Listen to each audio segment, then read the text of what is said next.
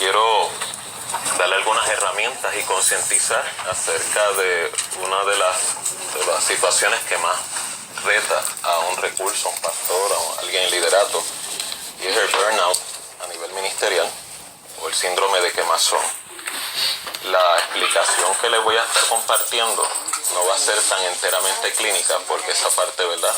Voy a hablarle de los síntomas, pero realmente no vamos a hablar tanto del síntoma, sino qué es lo que lo produce, cómo se produce y cómo darse autocuidado.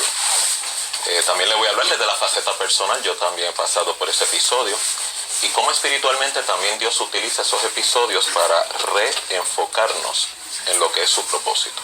Así que muchas veces ese síndrome de quemazón, lejos de ser una crisis a nivel de salud física, salud emocional, también Dios la utiliza como una forma de desnudarnos, de también cambiarnos de dirección, de eliminar los recursos en los cuales usted y yo descansamos para que podamos descansar en los recursos que provienen de Él. Quiero utilizar como base la escritura en 1 de Pedro 5:12, donde declara: apacentad la grey de Dios que está entre vosotros, cuidando de ella, no por fuerza, sino voluntariamente, no por ganancia deshonesta, sino con ánimo pronto, no como teniendo señorío sobre los que están a vuestro cuidado, sino siendo ejemplos de la grey.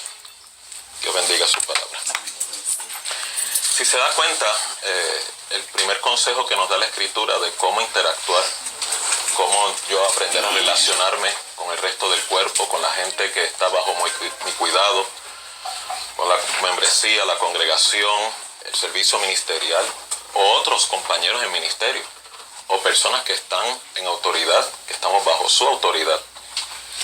El primer consejo que nos da es que nuestra responsabilidad es apacentar, lo cual significa nosotros en nuestra intervención tenemos que construir unos límites.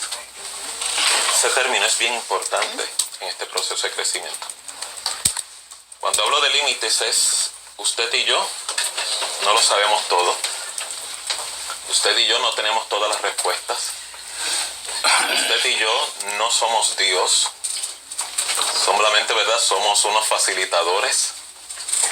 Nuestra responsabilidad es poder calmar inquietudes, generar conciencia de la palabra de Dios, de la verdad de Dios, del consejo de Dios. Pero nosotros no tenemos la responsabilidad, no tenemos la carga, no tenemos la potestad de cambiar la gente. Mire el contraste que le estoy diciendo, porque muchas veces nuestro proceso de ayuda o nuestra intención de ayuda, o muchas veces lo que le sugerimos, le indicamos a la gente, esperamos que la gente responda conforme a nuestra expectativa. Y la realidad es que no todo el mundo está en la misma línea, en la misma página, en la misma motivación que usted y que yo. Es más, es posible que hasta nosotros mismos tengamos la motivación incorrecta, y eso lo vamos a descubrir en el caminar. Con esto lo que le quiero generar conciencia, muchas veces el síndrome de quemazón que podamos sufrir y experimentar es el fruto de un conflicto con nosotros mismos. Me explico. ¿Cómo se da esa crisis? Que cuando usted viene a darse cuenta, es una crisis física de agotamiento, es una crisis de desánimo bien poderosa, es una crisis donde espiritualmente usted ya no se siente igual. De la quemazón a la depresión es un tramo bien cercano, si ya no es que entra la persona en depresión. O sea, la fatiga física es el último estado de la condición. Cuando una persona pasa por ese episodio, lo que realmente alarma es la fatiga psicológica, la fatiga emocional, la fatiga espiritual. Entonces yo no puedo únicamente trabajar esta situación estabilizando físicamente al individuo. Porque es posible que yo arregle afuera la sintomatología, pero adentro donde está realmente el conflicto, no se intervenga. Mire dónde comienza el conflicto. Comienza en este orden. Comienza en el mundo de las expectativas.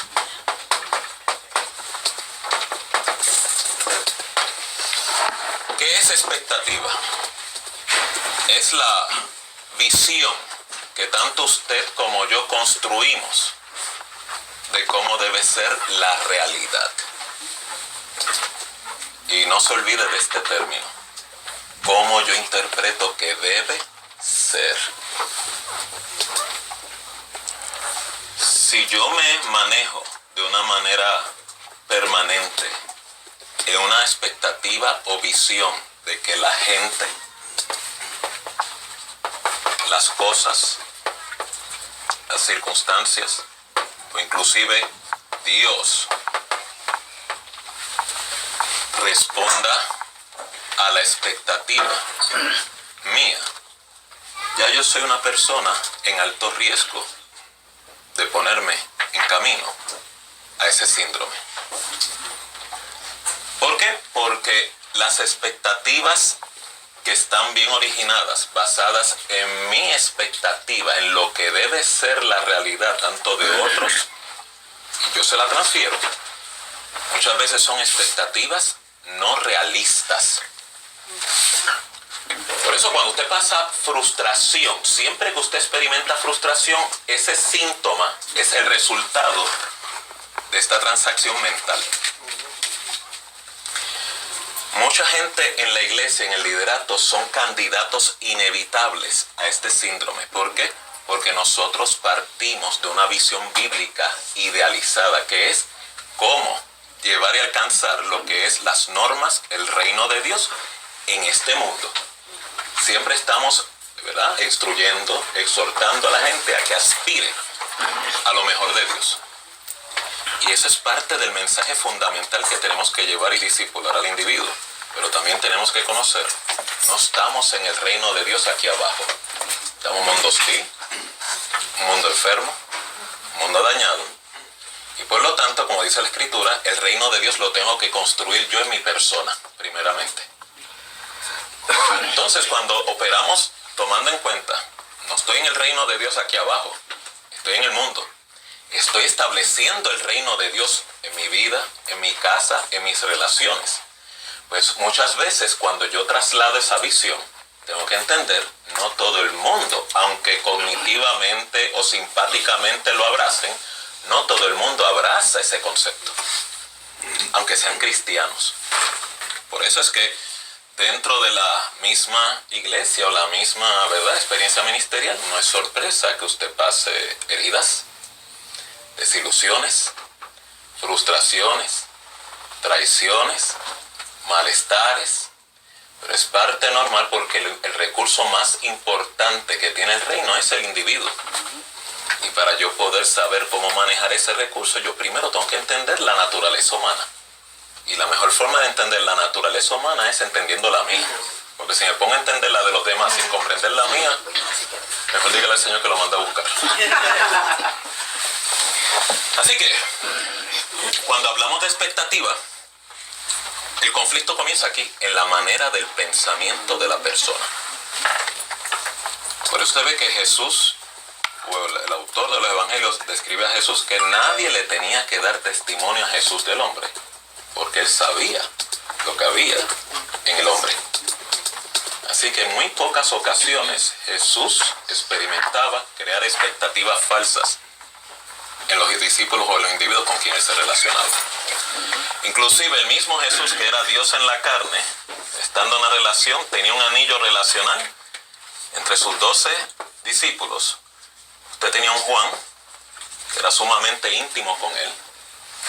Usted tenía un Pedro, que era cercano a él. Y usted tenía un Tomás, que estaba con él.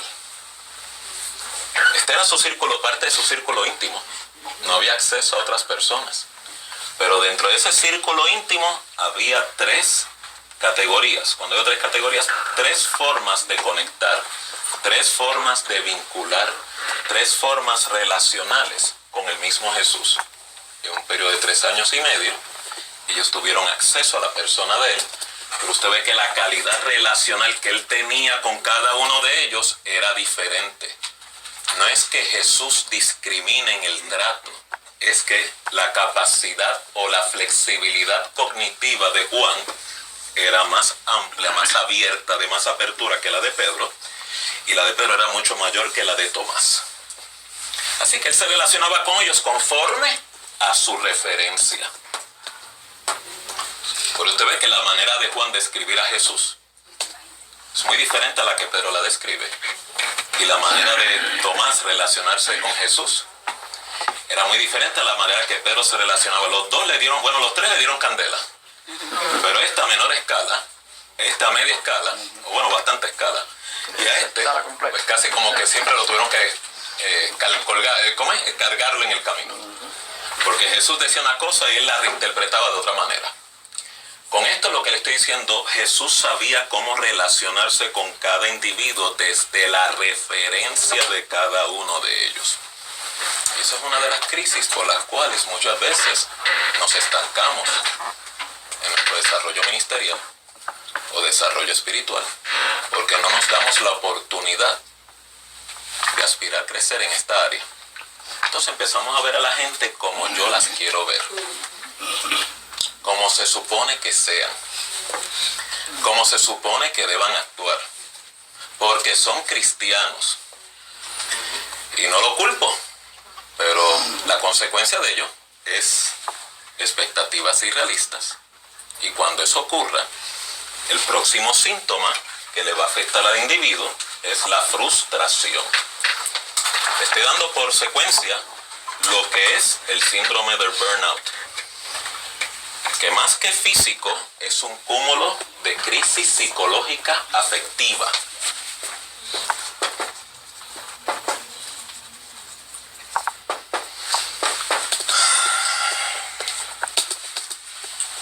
¿Qué usted experimenta cuando pasa por este episodio de frustración? Vamos a hacerlo interactivo. ¿Qué síntomas usted experimenta cuando pasa por ahí?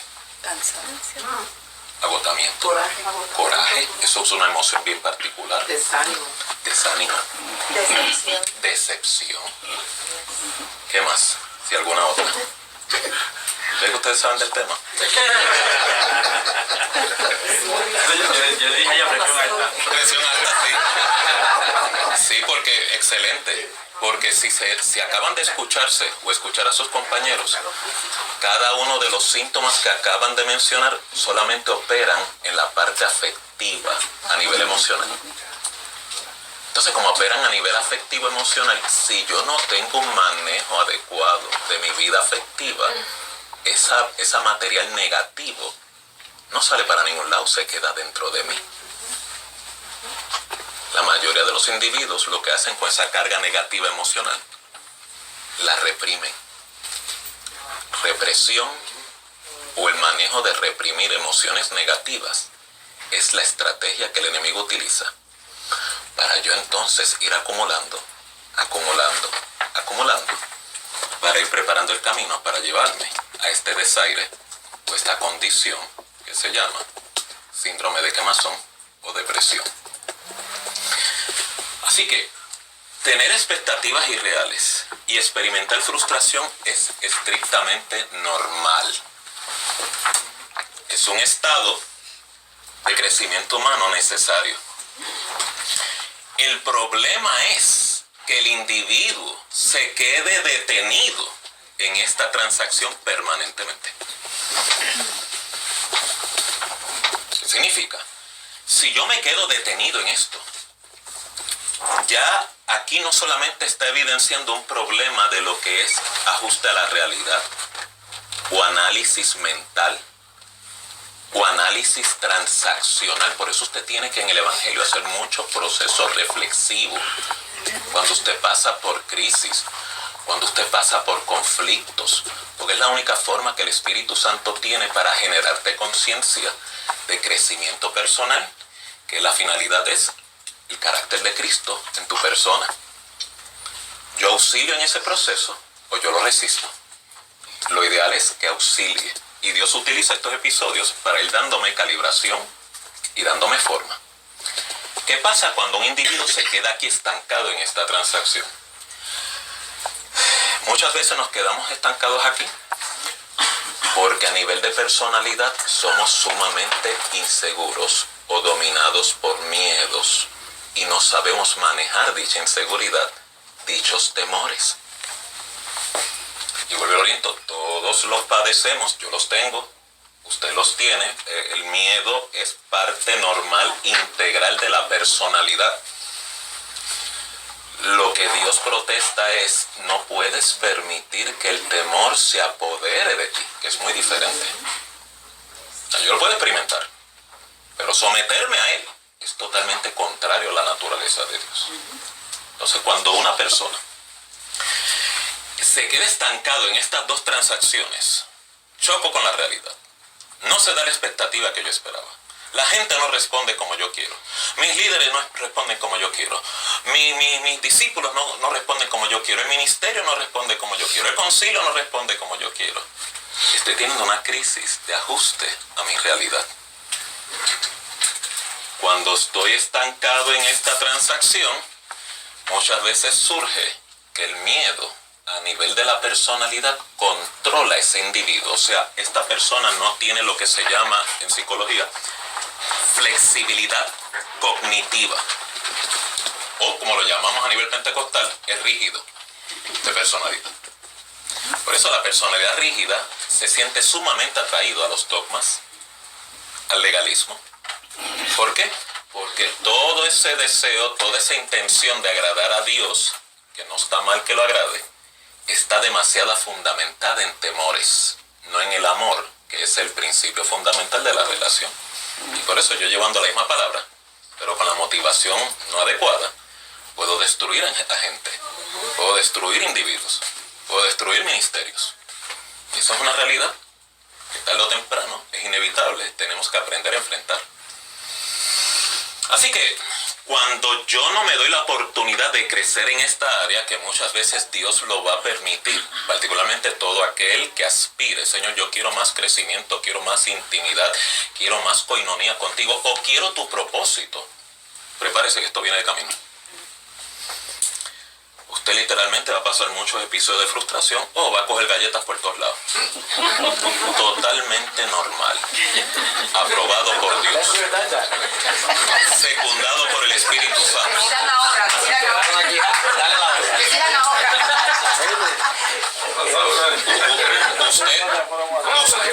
Usted puede interpretar, el diablo se ha levantado, o Satanás me está haciendo la vida imposible, lo cual tienes que tener cautela con esa visión, porque es que eso puede producir un manejo antagónico de la situación, y si resulta que es Dios procesándote, sin querer, involuntariamente usted está peleando con la persona equivocada.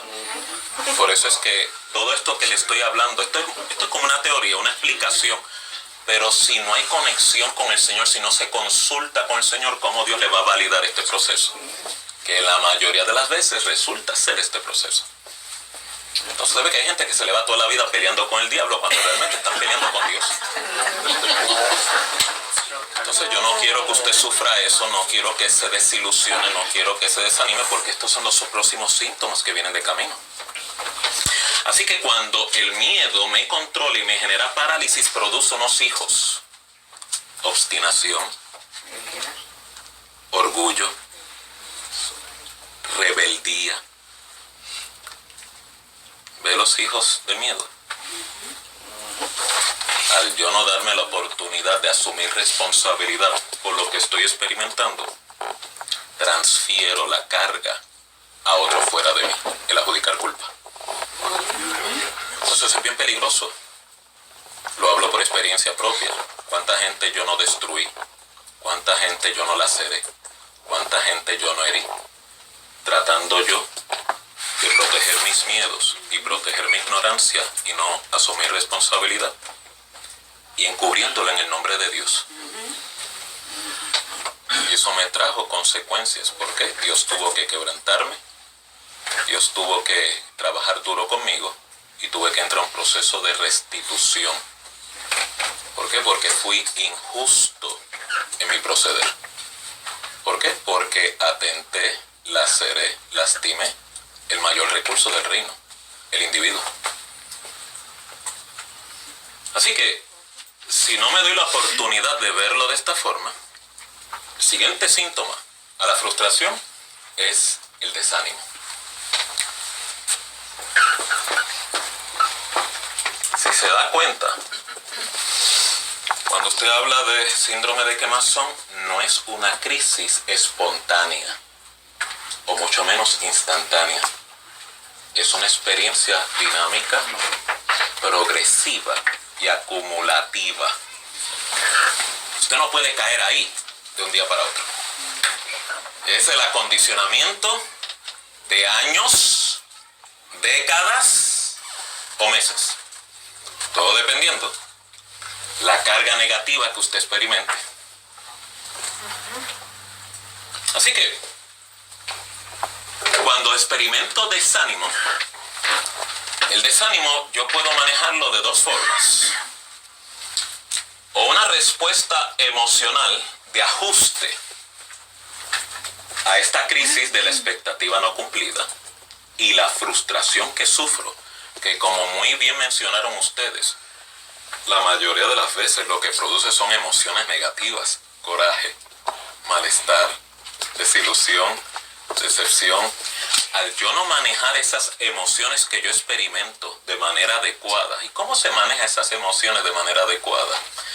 Yo lo puedo llorar, yo lo puedo dialogar con Dios, yo lo puedo dialogar con un par del ministerio como una forma de desahogo, lo puedo comunicar a través de una sesión de consejería pastoral, o me doy la oportunidad. Esto es parte normal de la vida, esto es parte normal de mi crecimiento.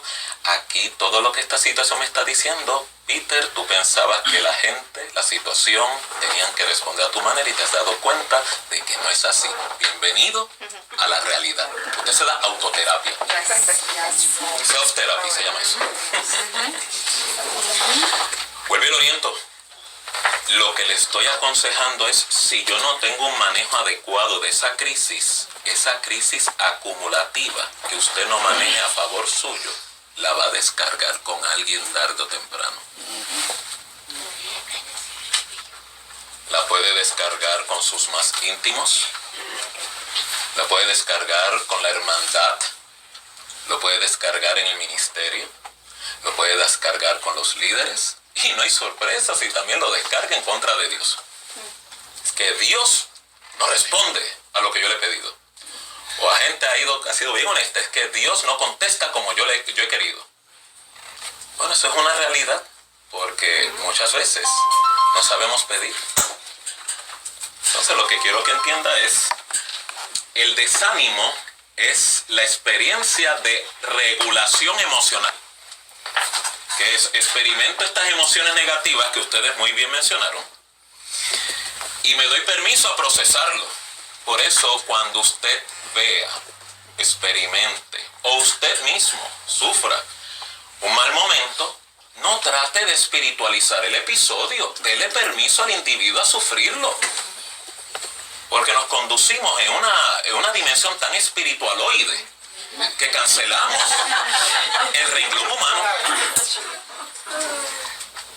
Eso no significa que espiritualmente usted está decaído. Eso no significa que espiritualmente es pobre. Eso no significa que espiritualmente usted no está en calidad. Solamente está testificando, soy mortal, soy humano. Y si me voy por las definiciones bíblicas, soy siervo inútil, vaso de barro, lo que debía haber hecho, se mandó a hacer, lo hice. O sea que en vez de señalar, cancelar, tratar de redefinir lo que otro siente o criticar, lo ideal es ser empático, ser sensible o respetar el proceso que la persona experimenta. Esas tres alternativas que le he sugerido son extensiones del amor. ¿Entienden la idea? Si yo paso por un proceso como este, yo tengo que darme autocuidado, que es procesar el evento, llorarlo, hablarlo, reflexionar sobre él y hacer un ajuste. Porque lo que le estoy mencionando aquí en esta etapa es cuando yo paso por estos episodios, o estos episodios se me repiten continuamente, yo estoy evidenciando que yo tengo un problema de ajuste a mi realidad. Significa inmadurez. Mientras más armonizado usted esté a su realidad, mejor dominio y gobierno tiene sobre ella. mejor capacidad tiene el Espíritu Santo de cambiar tus circunstancias. Mientras yo no respete mi realidad, no importa cuán tensa sea, lo que hago es minimizar las oportunidades que Dios pueda cambiar esas circunstancias. ¿Por qué? Porque yo soy el primero que estoy en protesta y en negación hacia ella. Recuerde Hebreos 13:5.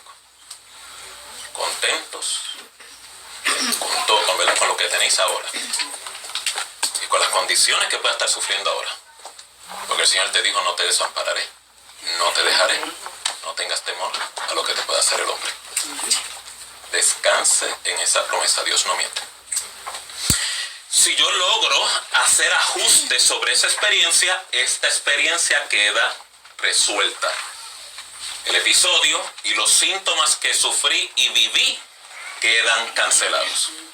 Rara la vez eso ocurre, a menos que usted no tenga este conocimiento. Como la mayoría de la gente no tiene acceso a ella, y no es que no sea un conocimiento que esté accesible, está en la Biblia, está en la palabra de Dios. Si hay alguien que hace mayor mención sobre el manejo de las emociones, sobre el manejo del dolor, sobre el manejo del malestar, es Jesús. Si yo no tengo manejo sobre ello, entonces esta experiencia se quedó reprimida dentro de mí. Yo la almaceno emocionalmente. Cuando usted ve que una persona almacena este tipo de situación, la consecuencia es una coraza. Y cuando hablo de coraza genero un sistema defensivo. Que significa: estoy molesto, estoy molesta, estoy incómodo. Y en vez de procesar la experiencia y darle un cierre positivo, la experiencia me tiene atrapado emocionalmente. Según, y aquí tengo que hacer mención sobre algo bien particular, las crisis de un individuo siempre van a depender de estas dos virtudes: demandas versus recursos.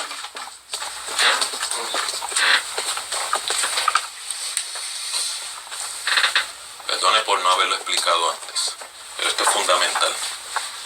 Mientras más el Espíritu Santo aspire a otorgarnos crecimiento, que no hay ningún problema sobre ello, al revés, Dios se agrada, mayores serán las demandas. Dios no puede ser injusto de darme un crecimiento que yo mismo estoy solicitando si a las demandas que vienen de camino no le añade recursos. La mayoría de esos recursos son a nivel de la personalidad. ¿Y cuáles son? Si no es lo que le predicamos a todo el mundo: el fruto del Espíritu. Se medita y examina en cada uno de ellos, se va a dar cuenta que todos son virtudes de la personalidad. Ojalá con mis múltiples devociones, con mis ayunos extendidos, con mi obrar ministerial y de ganar almas, el fruto aparezca. El fruto solamente surge del manejo adecuado que yo le dé a la realidad.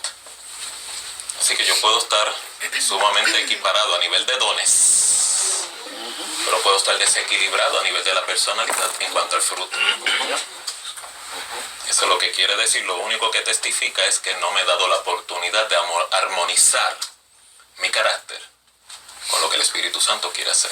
Así que esa parte lo que habla es que yo estoy en tinieblas, aunque no me guste aceptarlo. Porque a nadie le gusta aceptar, ¿verdad?, que está en esa condición. Pero si somos humildes, que es fruto del Espíritu, sin humildad no hay capacidad de crecimiento. Por lo tanto, ¿verdad?, y le hablo de experiencia propia, ¿cuántas veces me faltó la humildad para reconocer esto? Hasta que yo no decidí asumir responsabilidad, ese fruto no pudo producirse en mi persona. Pero fue lo que me abrió la ventana a ver realmente el problema. El peor enemigo mío resultó ser yo mismo. Entonces, una vez que usted entra en esa dimensión, ya la gente de afuera deja de ser un estorbo. Ya usted sabe lidiar con todo carácter. ¿Por qué? Porque usted está más pendiente a usted, a los recursos. Por eso todo aquel que aspire a crecimiento en Dios, noble cosa le está pidiendo al Señor. Pero por favor, tiene que hacer la flexibilidad. Hay que añadirle recursos. Y lamentablemente, para ver el conocimiento nuestro, la forma de Dios construir esos recursos es a través de crisis. Crisis relacionales, crisis interpersonales, crisis de vida. Muchas de ellas se presentan y están hasta por encima de nuestros recursos, La demanda está por encima de nuestros recursos. Pero Dios lo permite para cultivar el recurso. Así que cuando usted pase por esos episodios, en vez de tener una visión o actitud antagónica, como mencioné anoche, de que usted me roba la paz, me quita la comunión, me toca el botón, cambie la visión. Esta persona que me está haciendo la vida en cuadritos me está resultando ser de crecimiento. Déjame no alejarme tanto, porque yo estoy reaccionando como estoy reaccionando. ¿Entiende la idea? Así que si logro manejar el desánimo, que es la próxima variable, pues lograré cerrar ese episodio. No estoy en riesgo de entrar en un síndrome de quemazón. Si no logro cerrar esa experiencia, óigame, y estas son experiencias que pueden ocurrir un mismo día, pueden ocurrir 2, 3, 4 veces. En un mes pueden ocurrir más de 30 veces. En un año puede ocurrir más de 100 veces. Ese cúmulo, usted tiene un límite. Esto genera unos estresores. Si no sabía, el estrés no es algo que usted elimina. El estrés es algo que se acumula en el cuerpo, se acumula en el sistema. Y si usted no tiene herramientas para manejar esos estresores, ese estresor, esa carga negativa se va acumulando. Así que cuando el desánimo se siga acumulando en la persona, empieza la bombillita roja esa del check engine tuyo emocional. Lo que viene es desaliento.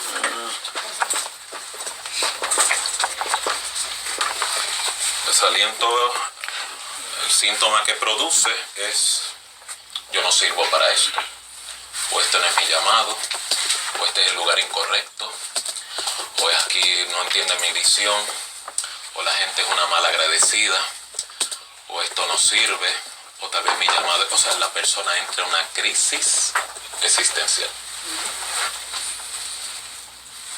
Desaliento. Para que entienda, ninguno de nosotros está exento de experimentar esta realidad.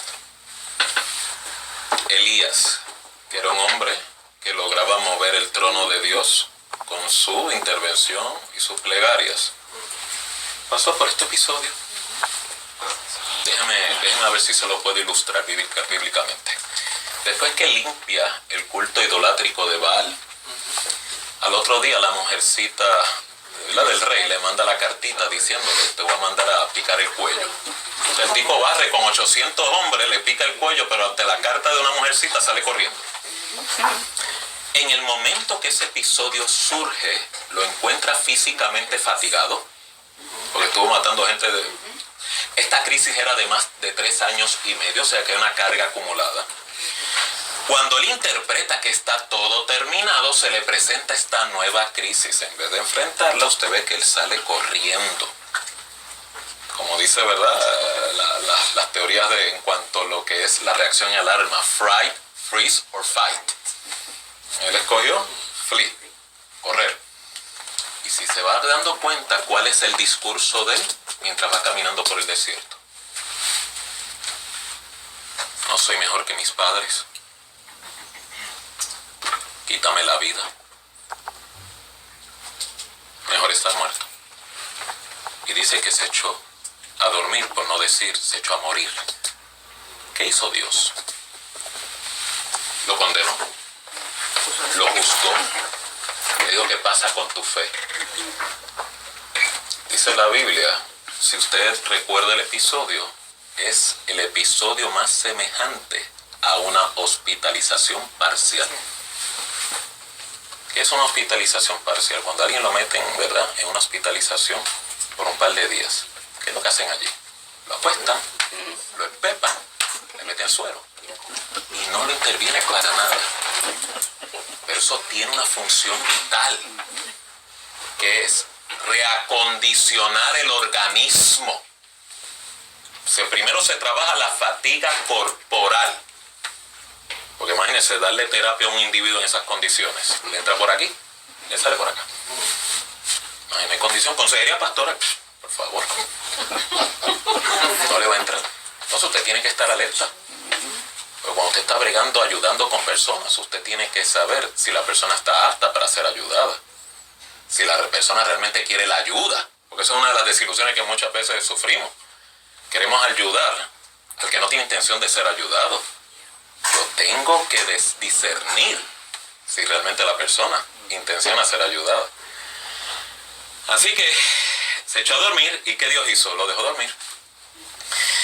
De tiempo en tiempo enviaba un ángel con una jarra, una torta. Se saltaba, sigue durmiendo. Comía, sigue durmiendo. Hasta que se levantó y caminó hasta el monte de Dios 40 días. Lo estabilizó corporalmente. Por eso es que usted tiene que en este manejo respetar la integridad humana, que somos cuerpo, alma y espíritu. Cuando lo lleva al monte, allí es que lo interviene. Descubrió Dios y sacó a la luz el problema, la falsa expectativa. ¿Cuál era la falsa expectativa que Elías guardaba en su corazón? Él pensaba que era el último de los mohicanos. Que si él moría a manos de esa mujer, se acababa el culto a Jehová. Cuando Dios le dice, pero chico, si toda esta crisis que tú has estado viviendo, ya yo tenía una provisión de 7,000 que no han doblado su rodilla a Baal. Hasta ese momento se le fue la depresión. Así que levántate, continúa tu ministerio, que largo camino te resta. Usted ve que la actitud del hombre es totalmente diferente. Todo el germen estaba aquí. Lo mismo le pasó a Naamán el sirio. Cuando descendió a buscar su sanidad, mientras bajaba de Asiria a Israel, él construyó una expectativa de cómo debía ser esa sanidad. ¿Se acuerda? ¿Qué él dijo en su mente? ¿Cómo tenía que ser esa sanidad? O sea, él es el enfermo y en su mente el médico va a hacer esto, quiere esta intervención, para eso que él mismo se ministre.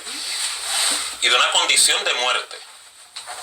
El profeta me recibirá, levantará las manos al cielo, tocará la mano con la mano donde está la llaga, clamará a su Dios y curaré.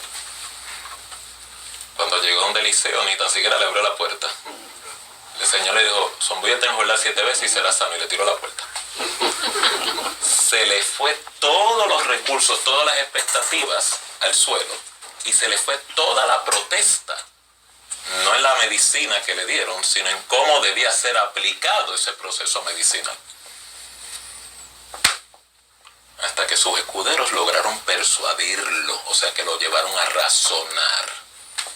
Así que la lepra de Naamán realmente no era tan seria la de afuera, era la que llevaba adentro.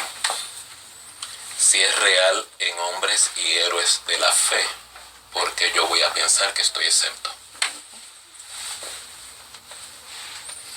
Así que el próximo renglón, el desaliento, pues, es la depresión.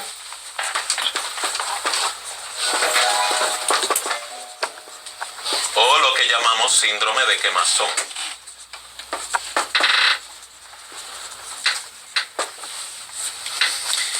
¿Y qué significa eso? Que a nivel mental, a nivel afectivo, o sea, emocional, y a nivel físico, estoy en mi peor momento de funcionamiento. Síntomas. La persona no duerme bien. Son muy escasas las horas de descanso, lo cual hace que perpetúe la depresión o la torne crónica. Por eso cuando una persona cae en depresión, una cosa es estado depresivo, otra cosa es una depresión crónica. Por ejemplo, si yo experimento la muerte de un familiar, esa experiencia me tiene que generar un episodio depresivo.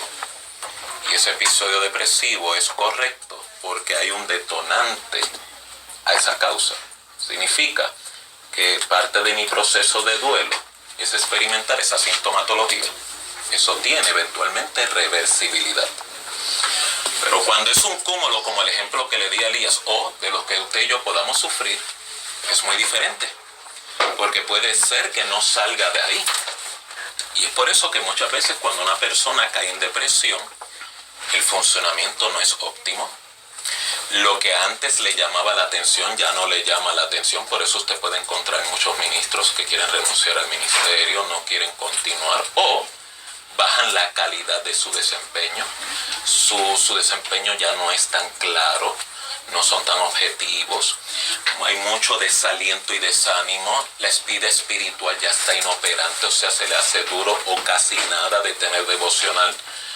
Y por lo tanto hay que manejarlo con mucha misericordia. ¿Por qué? Porque aunque sabe que tiene que orar, aunque sabe que tiene que confiar en Dios, no está en su mejor momento.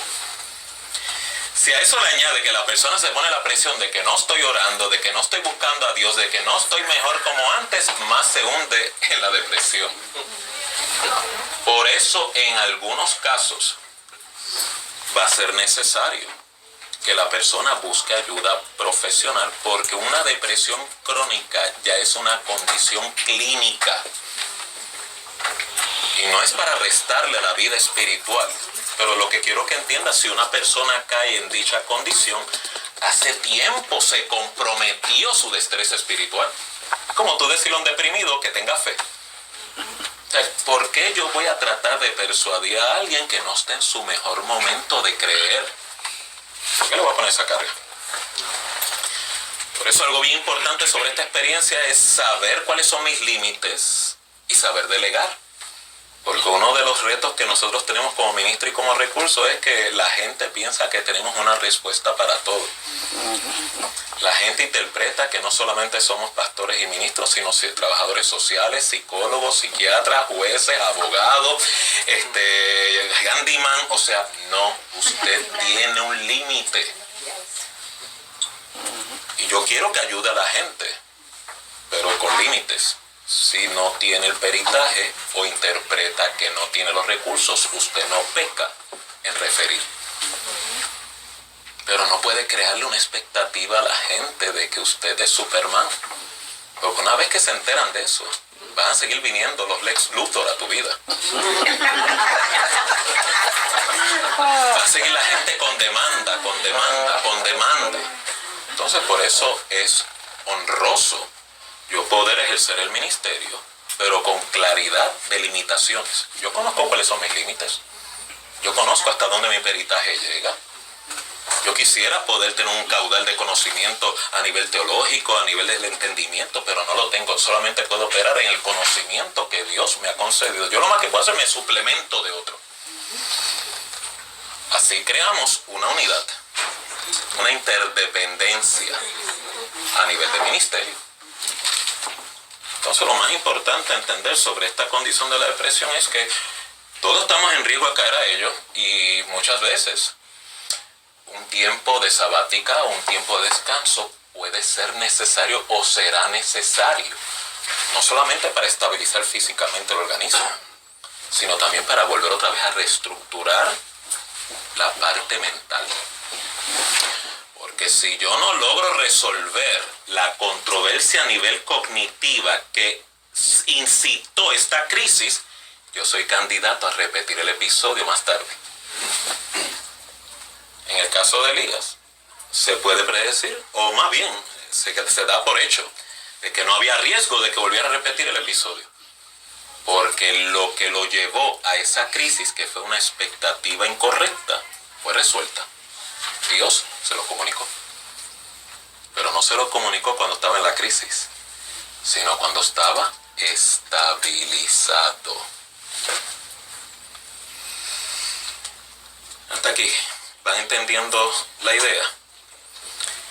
Con esto quiero concluir para dar espacio a preguntas y respuestas. Su misión principal es hablar la verdad de Dios y generar conciencia. Usted no cambia a nadie. Si usted quiere cambiar a alguien, al único que usted puede cambiar, si usted puede lograr esa frontera, los episodios de frustración se van a reducir dramáticamente. Significa, usted está llamado a apacentar la grey de Dios, como dice aquí la Escritura. Apacentar la grey de Dios entre vosotros, cuidando de ella, no por fuerza. Y esa aplicación tiene muchas posibles variables. No por imposición, no como yo espero que respondan. Usted da el consejo. Por eso es bien importante tener un conocimiento básico de la gente con quien usted se relaciona. Y comienza aquí con la parte del liderato. Déjeme hacer mención sobre eso antes de irme. Esto es lo que yo tengo que darme oportunidad de cultivar. Perdón.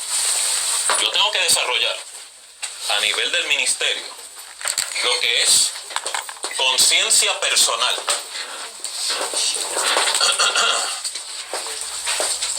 ¿Qué es conciencia personal? Mis virtudes, conciencia de ello, pero también conciencia de mis limitaciones.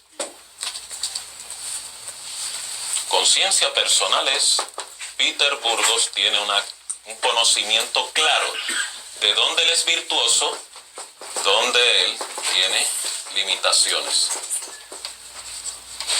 ¿Por qué esto es importante cultivarlo a nivel de la personalidad?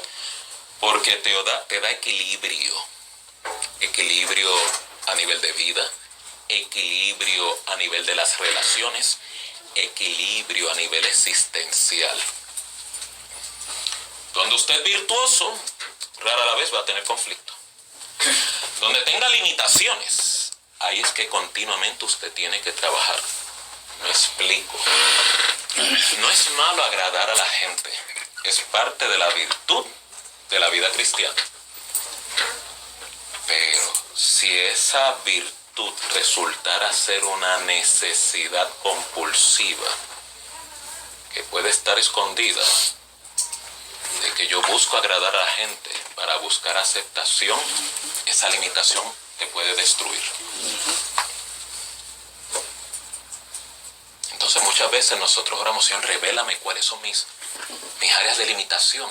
Y a veces Dios no te dice nada. Dios te lo dice a través de los conflictos y las motivaciones que salen de ti.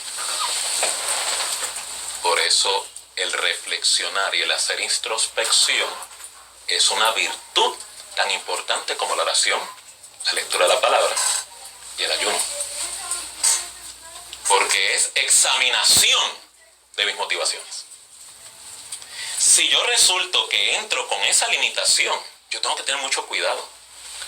Porque ese culto o ese servicio no va dirigido a Dios.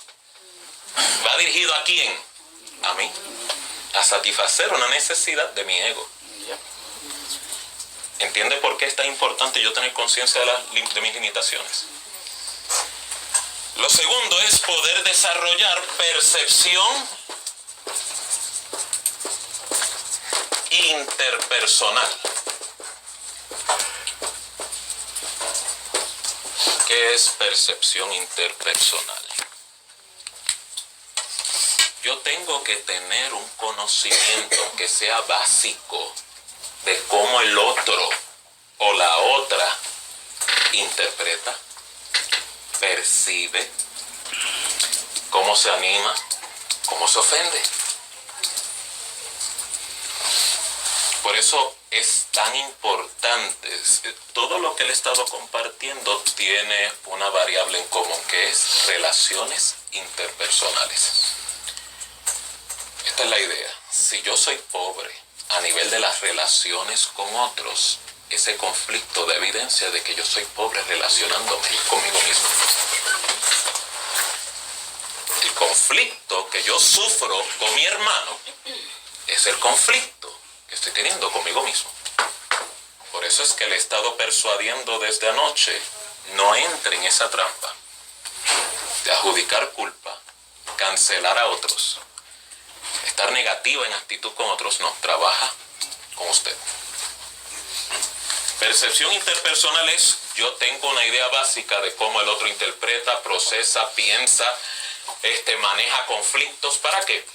para yo no relacionarme con dicha persona, y vosotros que estamos en ministerio, que tenemos que trabajar unidos, tenemos que trabajar de alguna manera directa, conocer qué es lo que le agrada a uno y qué le puede ofender o desagradar al otro.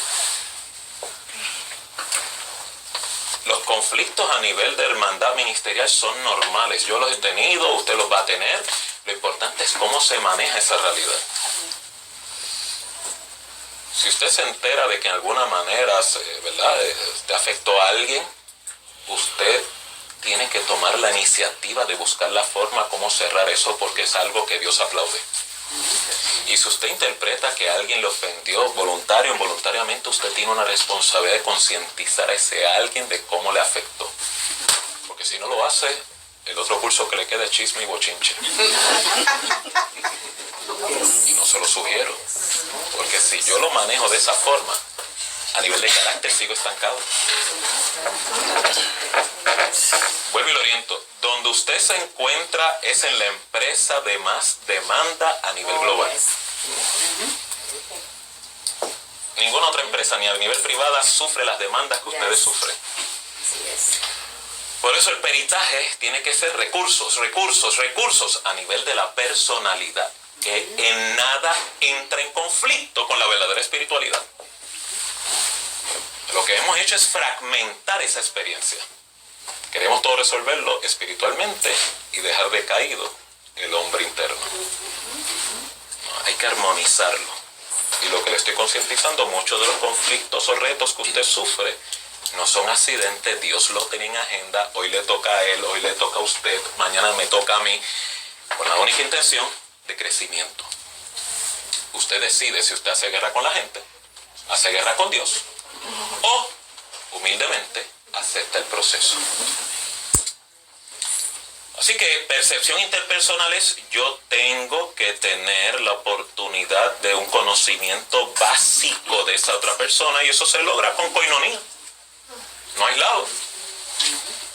Por lo tanto, cualquier persona que yo ayude, tengo que tener la oportunidad de tener un conocimiento, cultivar un conocimiento básico. ¿Y cómo se construye? Escuchándolo. La forma que la persona habla, opina, sus creencias, aunque usted difiera de ello, le está dando un rayos X, un pedazo de la mente de esa persona, se lo está entregando. Así que no entre en juicios rápidos, estudia a la gente. Eso es parte esencial del ministerio. Y tercero, y con esto concluyen esas virtudes que tenemos que construir, la tercera es mediación de conflictos.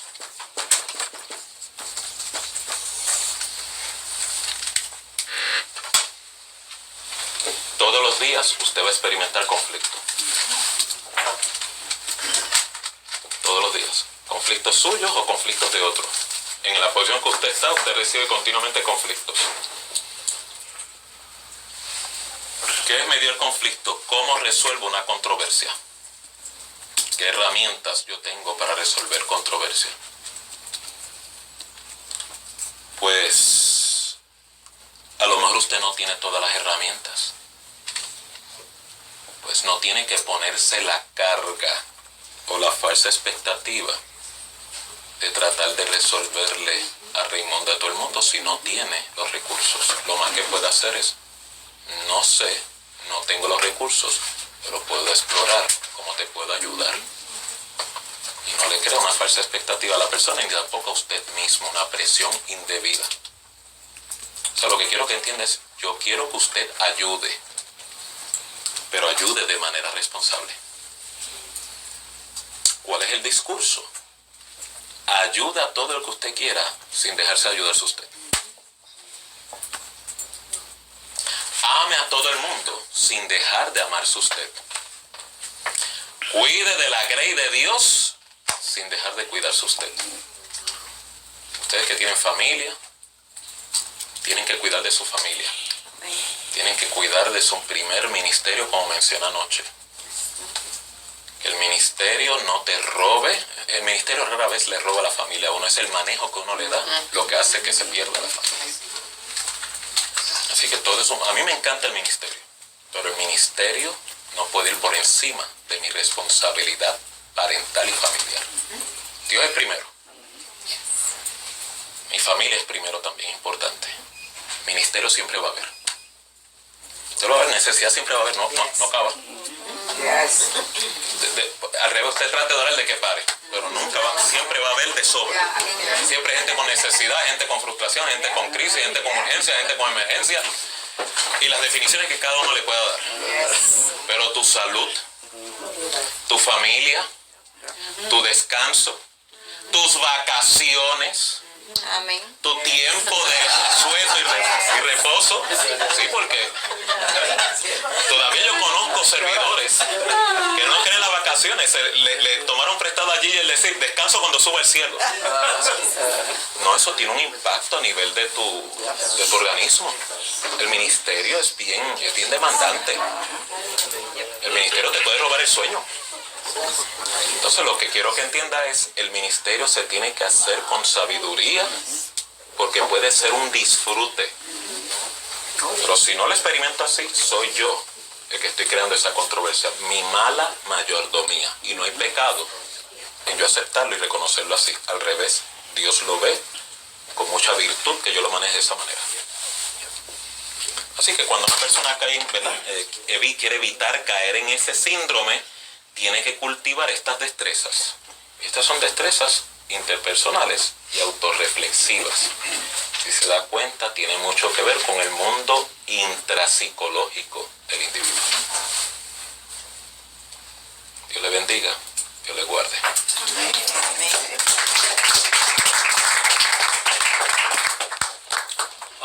Vamos a tomarnos unos minutos para reaccionar. O para preguntar. Pastor, ¿me puedo sentar en su silla? Sí, siéntese en mi silla. Límites. Sí, gracias, pastor. Piso abierto. Me parece, pastor, que en mi opinión muy personal, la palabra clave de todo lo que hemos, y bueno, gracias por toda esta charla, es la palabra ajuste. Yo creo que es imposible que todos nosotros no hayamos vivido las primeras dos cosas, que es la expectativa irreal y la frustración. O sea, es imposible, pienso, que no hayamos pasado por eso. Pero en el ajuste es cuando nosotros tomamos esas dos cosas, cuando nos frustramos, nos cogemos un minutito o unos días y entonces ajustamos nuestras expectativas con esa persona. Correcto.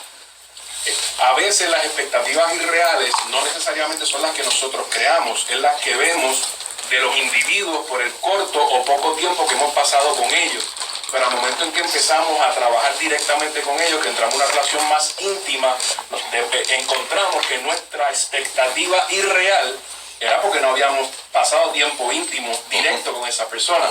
Y ese es el momento donde nos frustramos, y ahí que pienso que es el preciso instante donde debemos ajustar para entonces tener unas expectativas reales con esa persona. Así que nada, les felicito y muchas gracias por una tremenda charla. Por eso lo que usted menciona, ¿verdad?, es totalmente correcto, porque el riesgo es, si yo no me doy la oportunidad de ajustar la expectativa, la consecuencia es voy a cancelar a la persona. Entonces, ¿cómo voy a ser ministro del Evangelio si sigo cortando relaciones? Usted tiene que aprender a vivir con gente que... Bueno, Jesús le dio el ejemplo. Anduvo con 12 discípulos que le hicieron la vida imposible, lo traicionaron, lo abandonaron y nunca los canceló relacionalmente. No es que usted y yo seamos Jesús, ¿verdad? Pero nos está dando un ejemplo a dónde debemos aspirar. Es más fácil cancelar la frustración equivocada que cancelar al individuo. Yo pienso, cuando uno hace una introspección y empieza a conocerse uno mismo y conocer sus limitaciones y esos conflictos, uno empieza a ser más comprensivo y compasivo con las demás personas. Como que uno puede aceptar a los demás, entender a los demás, porque uno, analizando eso uno mismo, uno lo entiende. Si uno se encuentra pidiéndole perdón al Señor, pues entonces uno vuelve al tema, que hay que perdonar como el Señor nos perdona. Correcto. Entonces cae uno en la introspección. Señor, ayúdame a llegar a este nivel, porque es una lucha continua y que yo entiendo que nunca va a acabar, porque pasan los años y uno entra en diferentes etapas que implica otros ajustes y otros conflictos. Así que esto termina cuando Cristo venga o uno se vaya con el Señor. En el proceso hay que seguir trabajando con esto. Mientras usted trabaje con gente, esto es perpetuo. Yo compartí ayer con Odalis y he compartido esto en otras ocasiones. Cuando yo empecé a trabajar en el ministerio hace muchos años atrás, yo vine con unas expectativas equivocadas, porque yo creía que el trabajar en la iglesia era trabajar en el tercer cielo. Y me di cuenta, y Dios me habló un día, y eso lo recuerdo, y cuando tengo este tipo de crisis, vuelvo a esa experiencia con el Señor, donde el Señor me dijo, el trabajo de cambiar actitudes y corazones es mío, no es tuyo. Muy bien, muy bien. Y el momento donde yo oré, y como tú dices, Peter, todas estas emociones las he experimentado, a veces las experimentamos, ¿verdad? Diariamente. Y de hecho, los que han entrevistado conmigo para posiciones en la iglesia, es uno de mis puntos, y lo hago no para desanimar a nadie para que venga a trabajar aquí, sino para darle las expectativas correctas de que los que trabajamos aquí, me dijo Dios, somos seres imperfectos, por lo tanto vamos a tener las crisis que tenemos en el mundo secular, como trabajamos con compañías seculares. Uno tiene que estar en eso, ¿sabes? Vivir eso todos los días, tengo que vivir eso todos los días, de que hay momentos donde yo quiero cambiar la actitud y el corazón de la persona, pero me recuerdo la experiencia que tuve con el Señor. ¿Sabes qué? Déjame bregar a mí, ¿te entiendes? Tú simplemente brega contigo, yo brego con el demás. Todo lo que dijiste es, y algunos nos reíamos, y mientras tú hablabas, estábamos pasando experiencias que vivimos, o a diario, semanal o mensual, porque como tú dices, el ministerio es demandante, y llega un momento donde uno se desanima, hay momentos donde uno quiere decir otra cosa, que hay momentos donde uno dice, wow, Señor, ¿será este el tiempo mío aquí? Tú sabes. Pero me recuerdo también, en esa misma experiencia, el Señor me pregunta, ¿a quién tú le sirves? Si me sirves a mí, yo te muevo. Si le sirves al hombre, te puedes ir ahora. Claro. Uno tiene que, dentro de su misma experiencia interna con el Señor conectado, recordar que yo le sirvo a Dios, y por lo tanto mis recursos, mis habilidades y mis dones los pongo al servicio del Señor y del liderato de esta casa. Y que entonces yo tengo que confiar de que en medio del conflicto Dios va a resolver. Por eso es bien importante, ¿verdad?, que comprendan. A mí no me sorprendería que Dios pueda utilizar episodios como este para vaciarnos de nuestro engreimiento, de nuestra perspectiva incorrecta, y por eso usted tiene que estar bastante consciente de que esta experiencia, más que derrotante, puede ser salvadora. Pero todo va a depender de la perspectiva del individuo. Esa parte usted y yo somos responsables. Me llamó la atención cuando usted mencionó el caso de Jesús, al conocer sus discípulos. El conocer a sus discípulos le permitió a él aceptar ciertas reacciones y trabajar individualmente con ellos en base a esas, ¿sabes? Y mi experiencia ministerial a veces ha sido, porque empezó hablando de las expectativas. Claro. Podemos partir de nuestras expectativas, que debe ser así, pero también en ámbitos como estos que trabajamos, ¿cuáles son las expectativas de los que están? En tu autoridad. Si no llega el momento de que cuadren, se puede crear crisis. Y si no hay el momento de la parte como Jesús que conoce con los que está trabajando, pues entonces se puede sobreponer por posiciones. Si no es así, claro, no va. Entonces, cuando hablamos del área ministerial, basado en el proceso del burnout, sufren todos los de abajo. Correcto. Porque pienso yo de que me bloqueo, la sensitividad se va. Y como he trabajado en corporaciones, puedo ver el ámbito cortante, como puede ser, que es diferente a lo que hablamos con Jesús. Es un ser, es una vida. Y crea conflictos ministeriales, crea conflictos en nosotros. Y podemos dañar todo lo que esté debajo de nosotros también. Claro. Porque estamos siendo mentores, estamos siendo formadores de líderes también. Y eso es bien bien duro, y a mí se me hace difícil o dificultoso cómo yo puedo, dónde ir para ser analizado y decir, mira, realmente tú estás en este estado y necesitas hacer como el profeta, vete a dormir y a comer. Vete a dormir y a comer para coger nuevas fuerzas, ¿me entiendes? Claro. Porque, ¿sabes? Es un tren bien ligero. ¿Y qué pasa? Como dependemos de unos salarios, ¿sabes? Todo eso está en juego. Totalmente. Todo está en juego. Entonces, para mí se me hace difícil ver qué haría la iglesia, ¿verdad? Crear alguien clínico afuera, que sea el que esté observando esas partes, ¿me entiendes? Porque puede haber un conflicto ahí, ¿me entienden? Eso es lo que yo entiendo. Y me llamó la atención mucho eso de cuando Jesús conocía las tres áreas, o los tres tipos de personas y cómo trabajó con ellos, aceptándolo al nivel de cada uno de ellos, sin imponer. Una pregunta, Peter, porque yo he experimentado en el liderato que a veces los líderes tienen el temor de expresar sus frustraciones a su liderato por temor a que piensen más de él. ¿Te entiendes? Cuando yo le digo a los líderes, ¿sabes qué?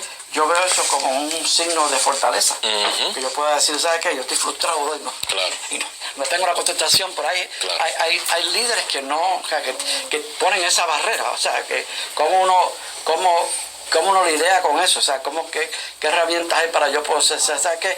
No hay de malo con decir, tú sabes qué, I don't know the answer, no tengo la contestación, estoy frustrado, estoy desanimado, ¿sabes? ¿Qué necesito yo para ese boost, ¿entiendes? De poder volver, porque pasamos, ¿sabes? Es como un roller coaster, ¿sabes? Tenemos ups and down, y a veces vivimos todavía frustrados porque no tenemos la libertad o no tenemos la capacidad, no sé, de poder decir, ¿sabes qué?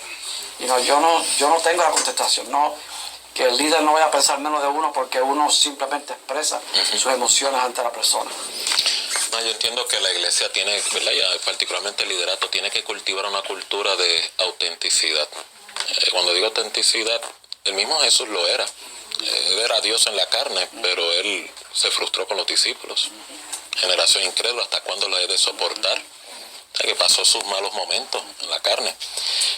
Yo entiendo que mientras más oportunidad nosotros tengamos de poder ser transparentes e ir cultivando autenticidad, vamos eliminando esa percepción, esa perspectiva de superhombres, super espiritualoides, y la gente creo que se va a sentir menos amenazada, menos tensa y menos tentada a construir máscaras.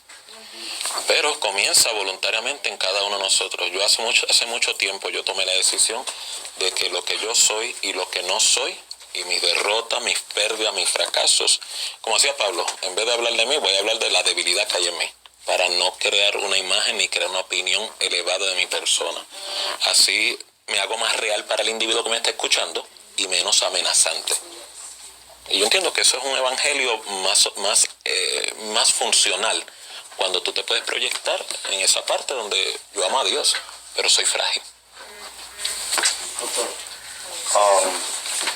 cuando una persona transciende de lo que te digo en cuanto a la expectativa y frustración, obviamente hay dos elementos que estamos lidiando aquí como institución cristiana.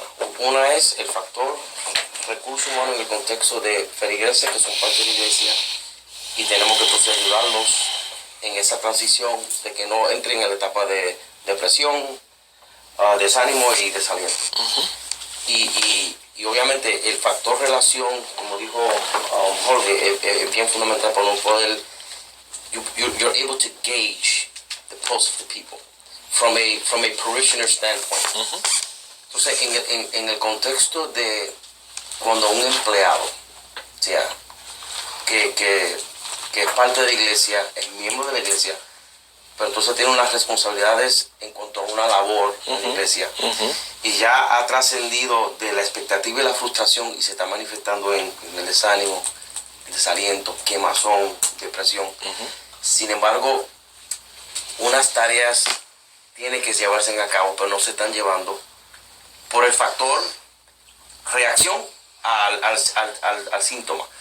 ¿Cómo entonces manejamos ese tipo de dinámica en donde una persona no se sienta acosada por la exigencia de la demanda de que tiene que hacer una función y que esa persona no interprete esa responsabilidad como que you're not considering how I feel, but you have a job to do? And how do you balance that where in the process of being restored from those reactions of frustration, your performance in the job is not tarnished? Because sometimes, like you said, sometimes the way out to lack of performance is false spiritualization. You know, I'm burnt out. I need to be minister. So how do you do it in a way where you can say, we want to deal with you, queremos bregar contigo integralmente, pero sí no excusando el factor responsabilidad trabajo a la luz de lo que tú. For example, you know, if I work in the corporate world and I'm dealing with these situations, I still have a job that I have to perform, regardless of how and I know that we're in a spiritual context a little different, but how do we deal with that aspect in the context of, because there's an element of work, but then there's an element of ministry. You know, I'm sorry? I think he got it. Okay. He's got it. No, I'm saying because he's good. That's his wife. Okay. Okay. She was here last night.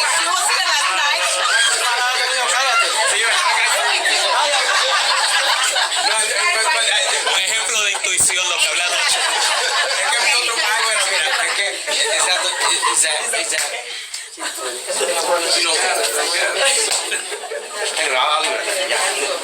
Thank you, baby. Mi sugerencia, ¿verdad? Tienes que verlo todo como un entero, no una dicotomía.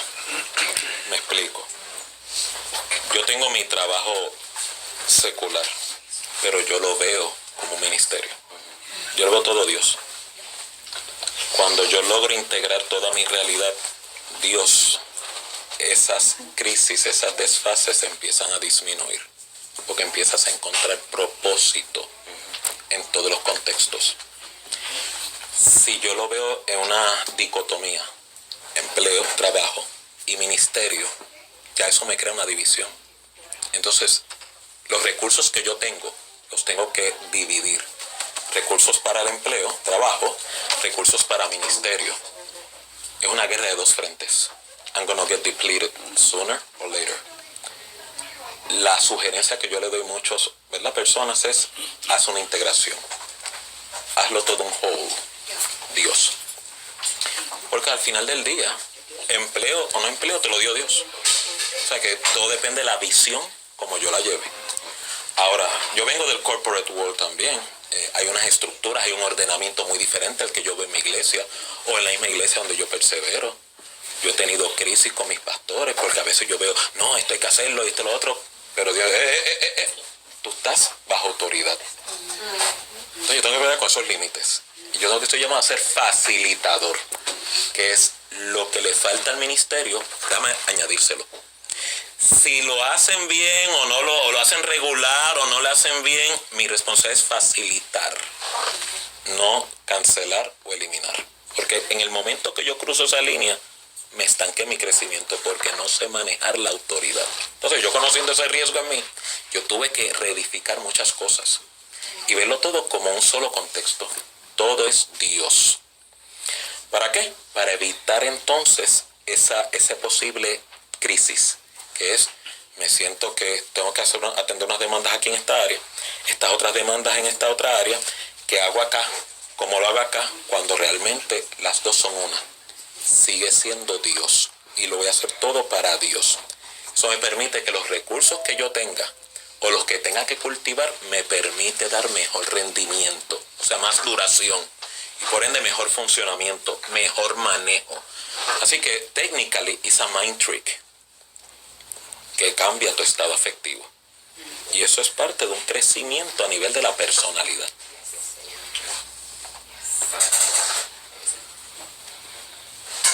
quería hacerle un comentario. Hace unos años atrás, mientras yo estaba en la universidad, yo hice un research para una clase basado en un libro de George Barna, Today's Pastors, y tiene mucho que ver con lo que hemos estado hablando. Decía que el resumen del research hablaba de burnout, y decía de las crisis en la vida de gente en ministerio, no solamente pastores, pero gente en liderato, que muchas veces acaban enfermos, se destruye el hogar, los problemas con los hijos, eso. Y decía que muchas de esas consecuencias eran el resultado de ministros o gente en liderato por muchos años, dando y descuidando su salud, su relación con Dios, su relación de familia. Pero que la crisis mayor era que la mayoría de la gente en ministerio, lo que estaban comentando ahorita, se le hace tan difícil ir. Nosotros aquí, gracias a Dios, tenemos un open door policy, por lo menos con el pastor, él me dice si es un líder, el que sea.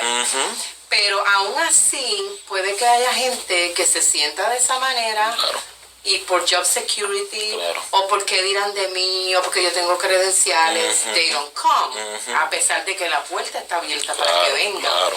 Entonces, un análisis muy interesante, porque él es un researcher de iglesia, decía los ministros que dejan el ministerio frustrados, hay gente que ni siquiera se queda en una iglesia ni nada.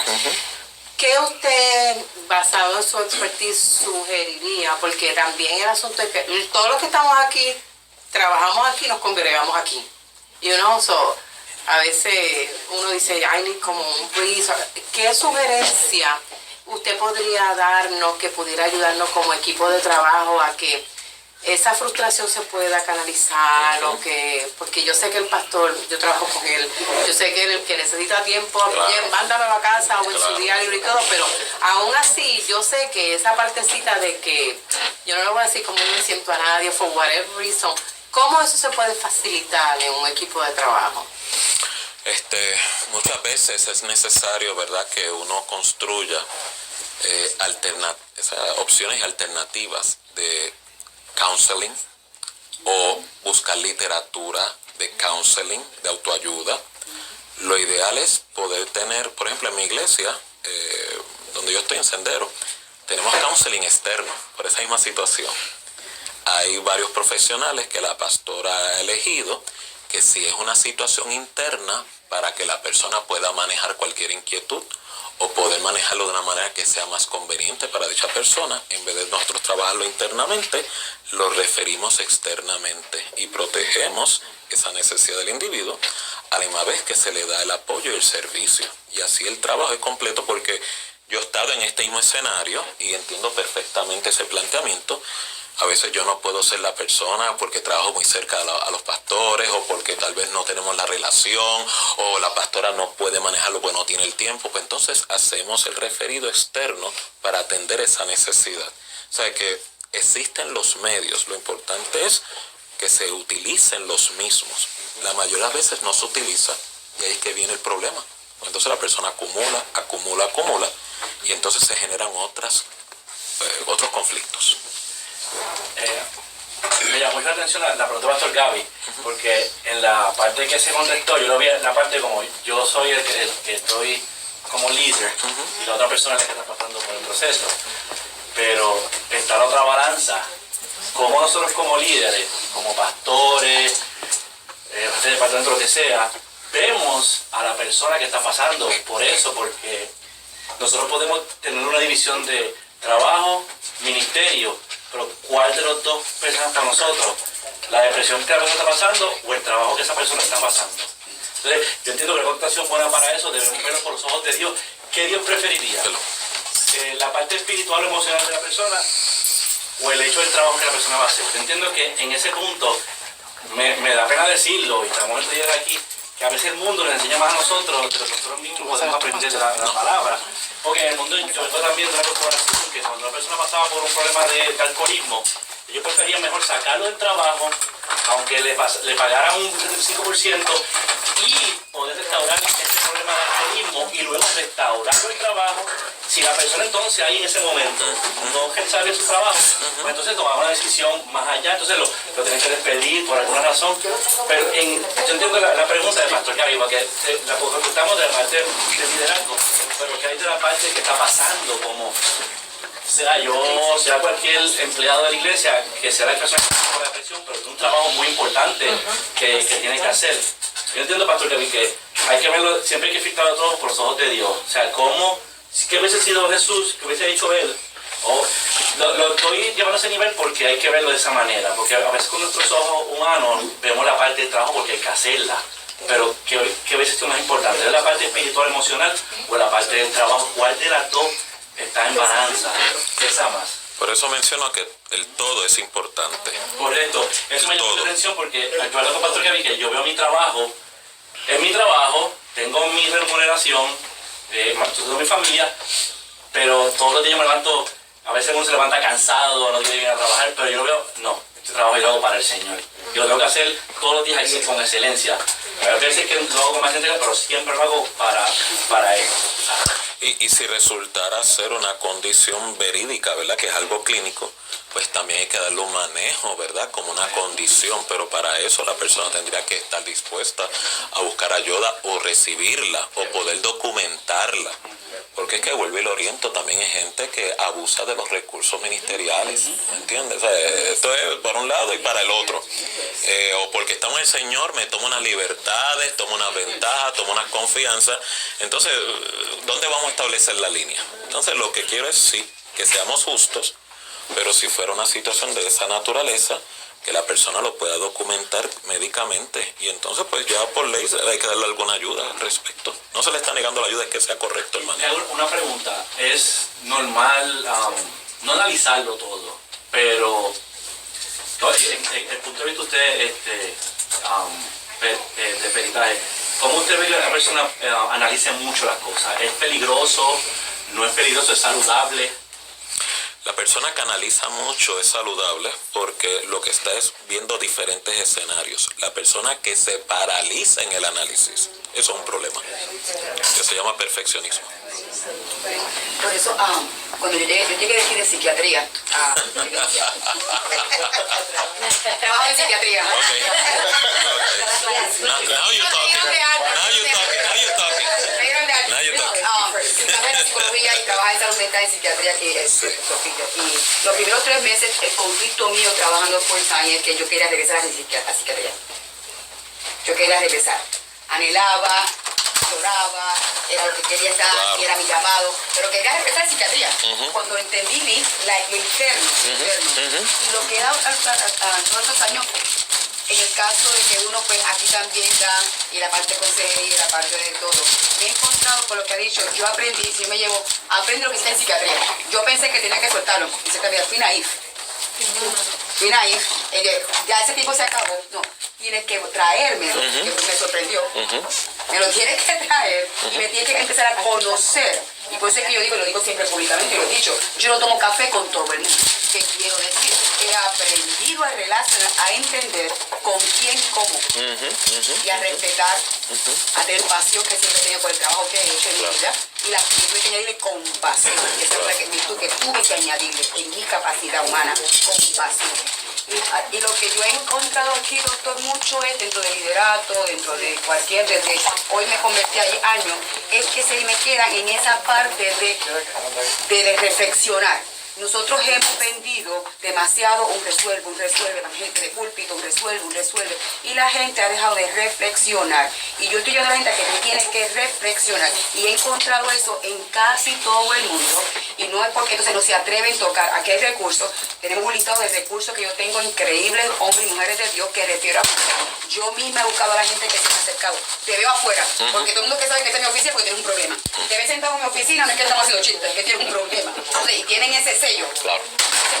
He hecho ajustes, te veo afuera, que lo hago, vamos a otro sitio, o te refiero afuera.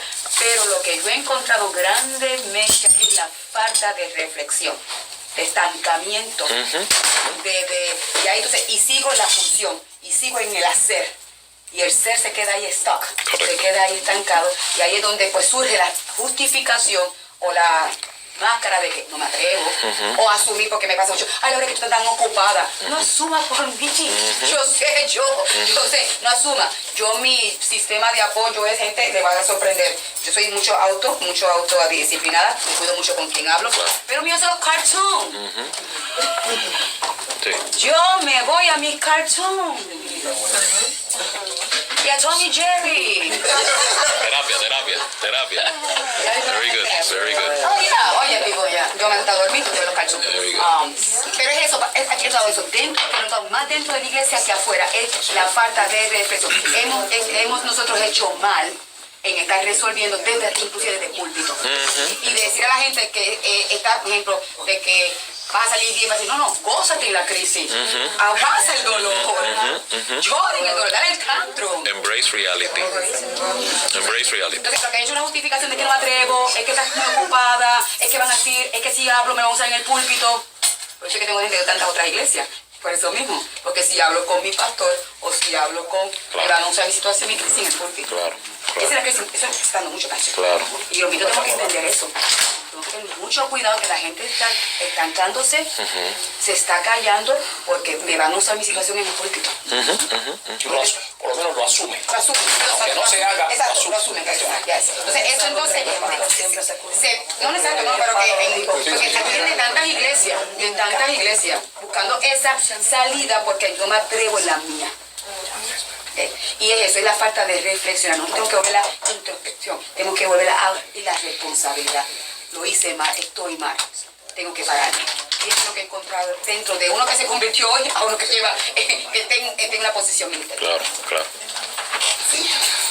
¿Alguna otra pregunta? Yo quería hacer una observación, pastor, en el sentido, yo estoy en línea con lo que acaba de decir mi hermana Laura, que era una de las cosas que iba a mencionar, el punto que quizás es sobre la reflexión. Yo acabo de venir de una sabática en donde el punto clave de todo el proceso y la crítica que me hicieron, que precisamente desde la perspectiva, ellos obviamente leen lo que uno envía como aplicación y quién es uno, y como esa institución pues es bien objetiva, ellos saben que soy un pastor pentecostal y ya para todos los efectos ya ellos tienen como su perfil de lo que significa eso, y entonces soy un practicante al ministerio, so I'm a practitioner. O sea, cuando entro y empiezo a exponerme a un grupo de personas, pues lo primero que observan dentro de lo que yo escribí y de lo que yo he hecho en la trayectoria, y uno tiene que escribir todo lo que uno ha hecho, ellos rápido pues le dicen a uno la base o la mayoría de tu ministerio ha sido lo que dice mi hermana Laura, o sea, hay que resolver la dinámica. Y yo tengo que confesar ante este cuerpo que usualmente esa es la estrategia básica de nosotros, es dame el plan B, dame el plan C, dame el plan E, vamos a hacer, ¿qué tenemos? Drop, vamos para el otro es el campamento, vamos para el campamento, ¿qué falta? La logística, y seguimos ahí en plan, sin reflexionar. Sin reflexionar, por ejemplo, toda esa inversión de recursos, dinero, esfuerzo, lo vamos a medir. Pues entonces, o sea, no tenemos yo asumo que estamos dando un buen testimonio. Y nosotros mismos, pues, ¿verdad? Pero, ¿sabes? Entonces, me hizo obligarme, porque me hicieron varias preguntas. O sea, ellos me dijeron, dime eventos. Entonces, yo empecé, pero yo no sabía que yo hablando me estaba viendo. ¿Sí? Porque no te lo dicen hasta el final. Dame el evento más grande que tú hiciste. Yo empecé a hablarles del mensaje ilustrado donde metimos 9,000 personas, donde se convirtieron 500 personas. Y después que yo estoy pensando, wow, esta gente van a hacer. Me dijeron, ¿cuáles han sido los resultados? De esas 500 que se convirtieron, ¿tú puedes cuantificar que están aquí? Bueno, yo creo. O sea, cuando empiezo a hablar porque allí tú no puedes hablar de I believe, Facts. Yeah, you can. Tú no puedes usar approximately. ¿Sabes? Rápido hay alguien que dice, brother, pero approximately. Y empiezo a decir, me cortaron todo. Porque me querían llevar a la reflexión, me querían llevar. Tú evalúas, tú analizas, tú mides, and we don't measure. no evaluamos, no medimos, ¿sabes? O por lo menos no lo hacemos quizás al nivel que lo estamos haciendo. Entonces, obviamente, pues, creo yo, ¿no? Yo creo que esta dinámica saludable, porque tenemos obviamente que más que defendernos,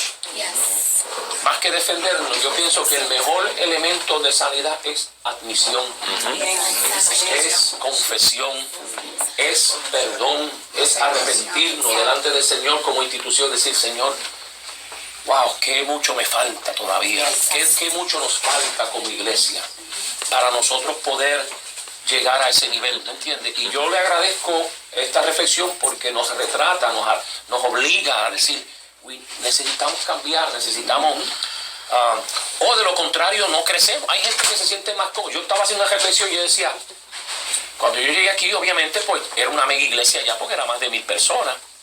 En términos del personal, recuerdo yo que obviamente pues la iglesia me aceptó y yo tenía, a mí sí, 3 pastores a tiempo completo conmigo, que éramos 4, y una recepcionista que era brasileña, ¿se recuerda cómo se llamaba? Riursa, 5, la secretaria, 6, estaba Vicky, 7, estaba Neida, 8, y 2 para limpiar, 10 personas, a tiempo completo. Entonces uno dice, si crezco, tengo que hacer ajustes. Si le añado al cuerpo, tengo que hacer ajustes. Hoy somos un poquito cerca de, como 50, o 81, como 80, ¿verdad? Empleados.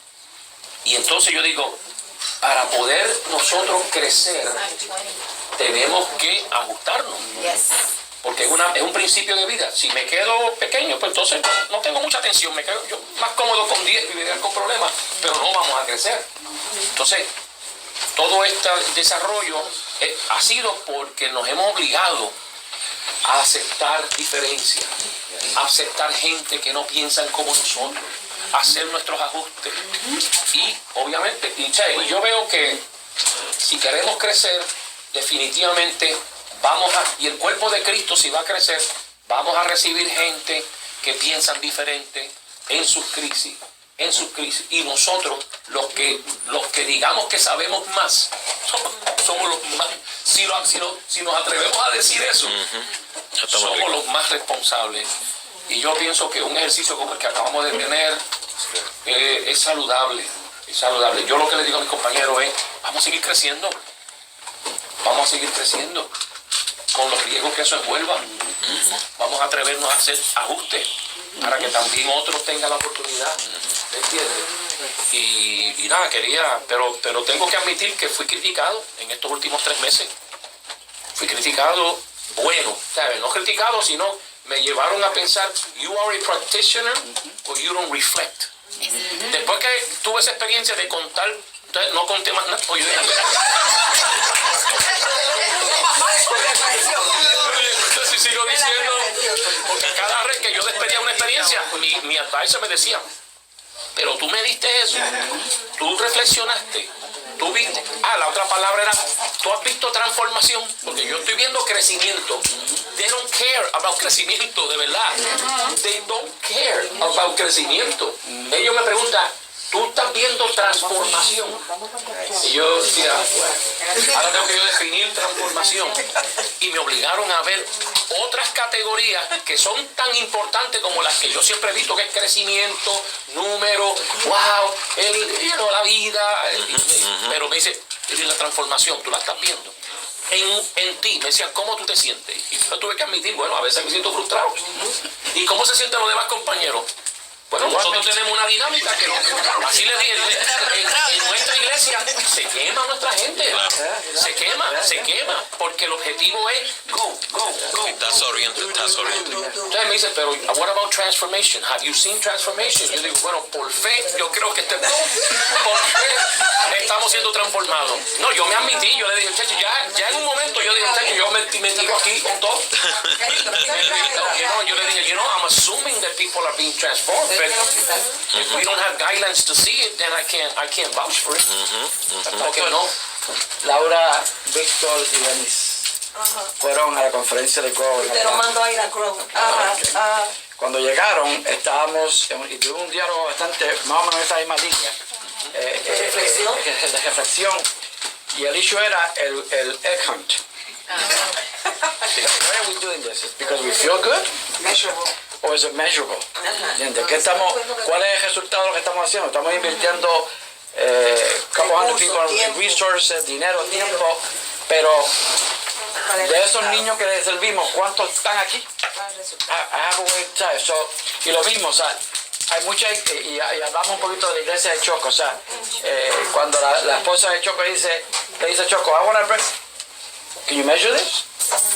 Entonces nosotros tenemos a veces estos diálogos, pero no cambiamos el paradigma, nos quedamos en el mismo estancamiento porque, claro, es tremendo ver, qué sé yo, un muchacho en el helicóptero tirando huevos, it's nice to feel, but are people being transformed? Are people being restored? ¿Te entiendes? So, estas experiencias son buenas para uno poder reflexionar hacia dónde nos movemos, ¿te entiendes? En Pine Lands University hay uno de los profesores y ellos están estudiando este concepto de sober Christaholic disorder. Wow. Christaholic. Es algo something y it is amazing. Amazing, así que no, yo quería primeramente darle las gracias a usted porque de verdad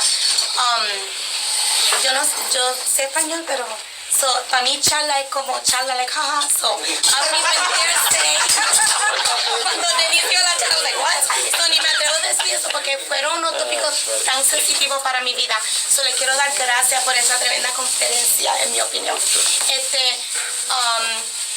Creo algo que me impactó, que usted mencionó, que para mí ha sido definitivamente de transformación y de crecimiento en mi vida, ha sido eso mismo, cristocéntrico, llevarlo a Dios.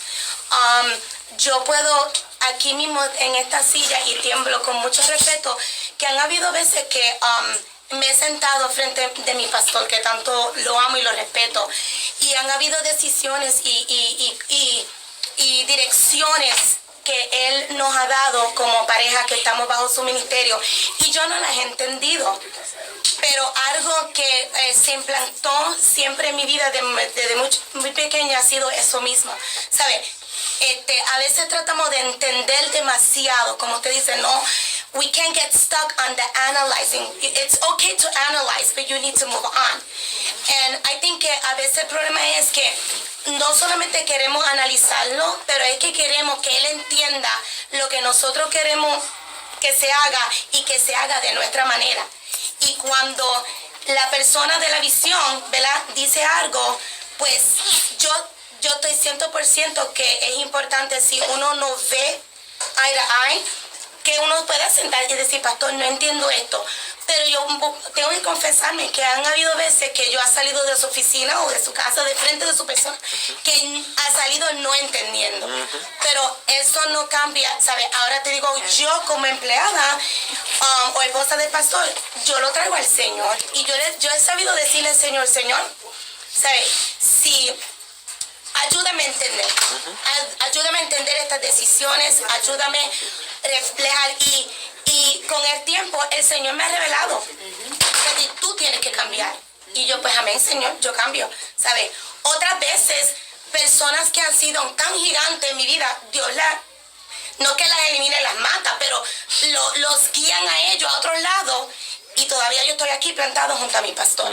Pero creo que es muy importante que nosotros como staff, que creo que somos un círculo lo más cerca a nuestro pastor en esta visión, es entender que en esto, ¿sabes?, no es que sí, pastor contra staff contra... No, es que somos el cuerpo de Cristo.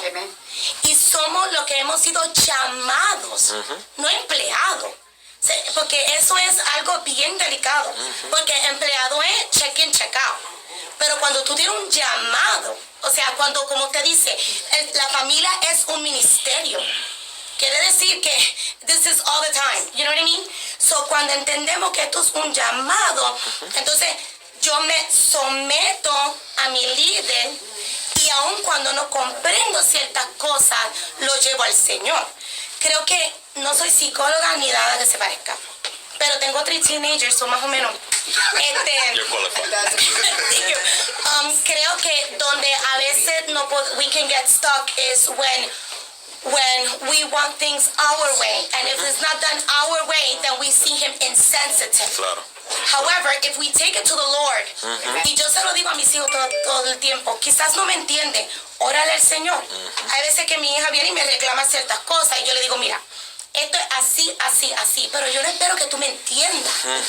Porque yo te estoy hablando como madre, pero yo entiendo que tú eres mi hija y quizás tú no entiendes estas cosas, pero vamos a hacer algo. Órale al Señor y dile al Señor que te muestre. Y después que Él te muestre y te hable, ven donde mí y negociamos. Casi 100% de las veces cuando ella viene para atrás dice, mami, you know what, you're right. ¿Pero por qué? Because she took it to the Lord. Entonces es importante a veces que nosotros entendamos esto, porque ya lo de los caracteres, yo creo que todos somos expertos. Somos diferentes, si tratamos de entender, no, pero que el pastor tiene que cambiar, que Vicky tiene que cambiar, que Petty tiene que cambiar, ya entendemos que somos todos diferentes. Pero creo que es muy importante que nosotros salgamos y I'm trembling porque quiero que llevemos esas palabras que usted dijo de aquí, que salgamos con esa meta, que número uno, somos llamados para esta obra, para llevarlo al próximo nivel. Y número dos, que llévalo al Señor, porque Él sí cambia todas las cosas. Y eso es todo. Muy bien. Lo que quiero, ¿verdad?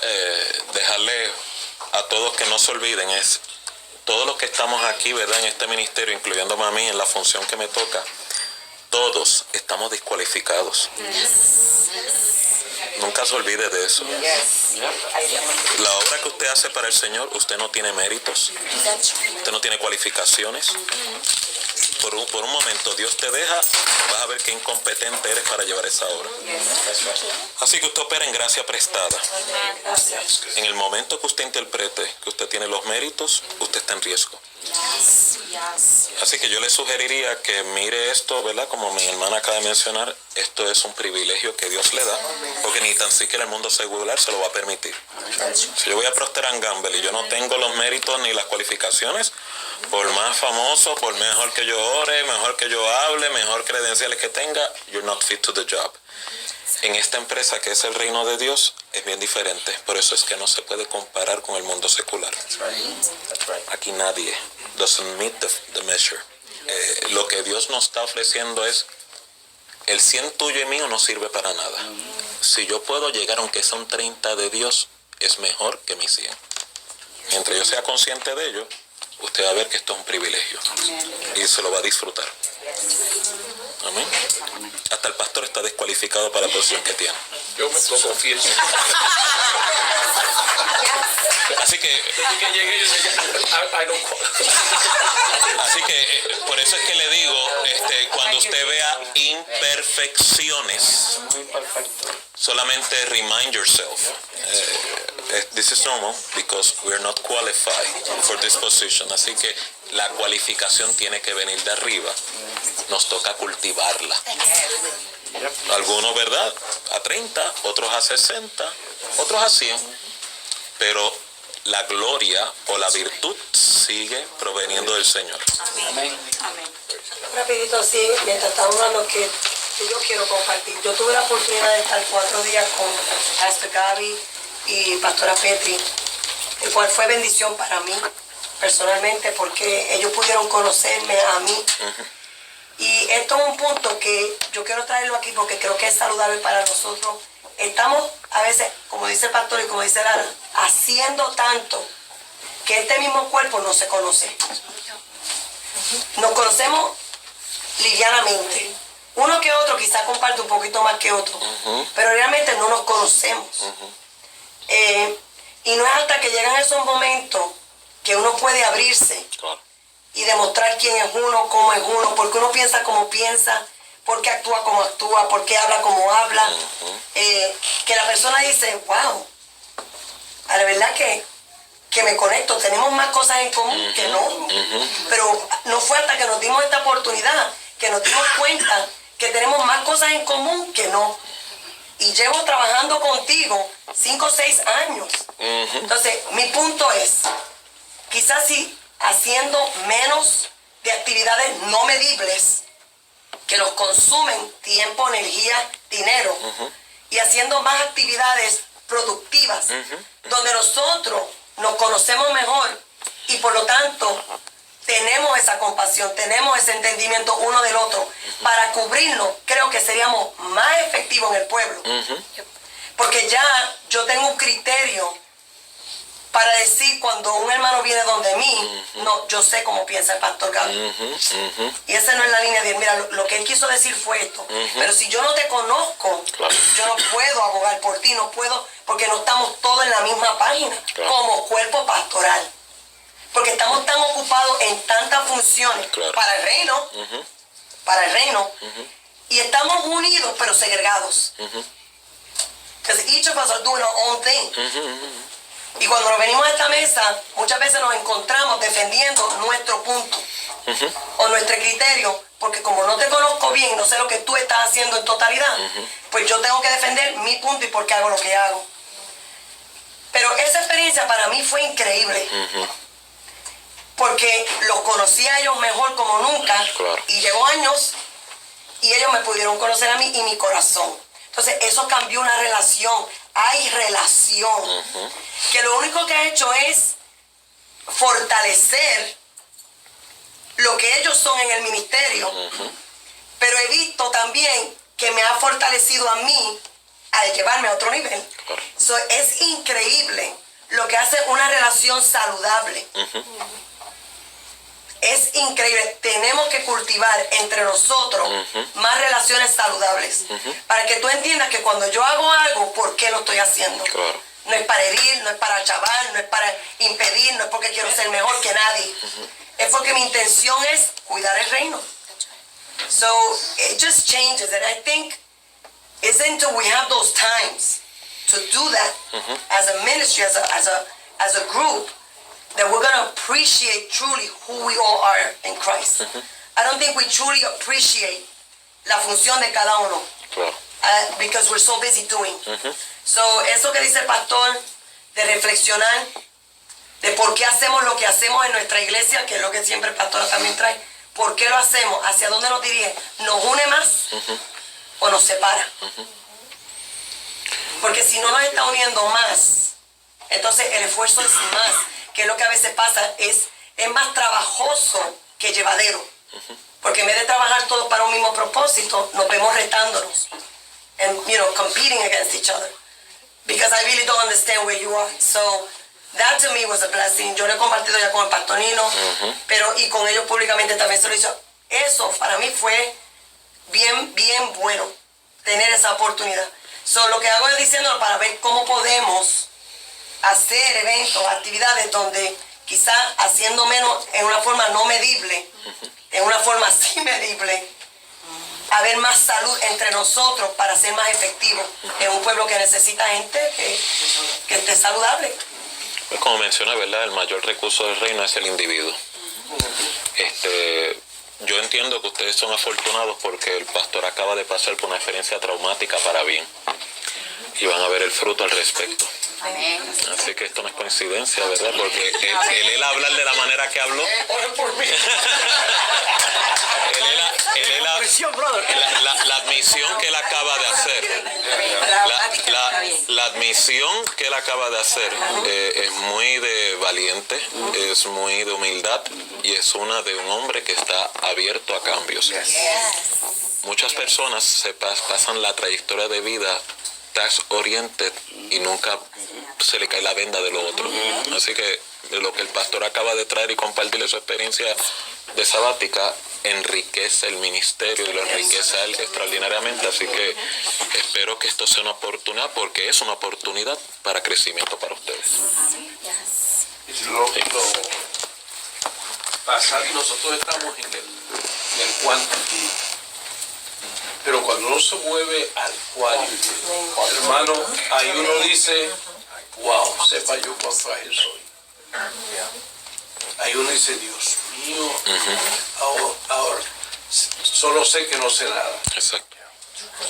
Porque es una realidad tan chocante y tan difícil y Te desnuda. frustrante, que tú sabes que dice Dios eterno. ayuda.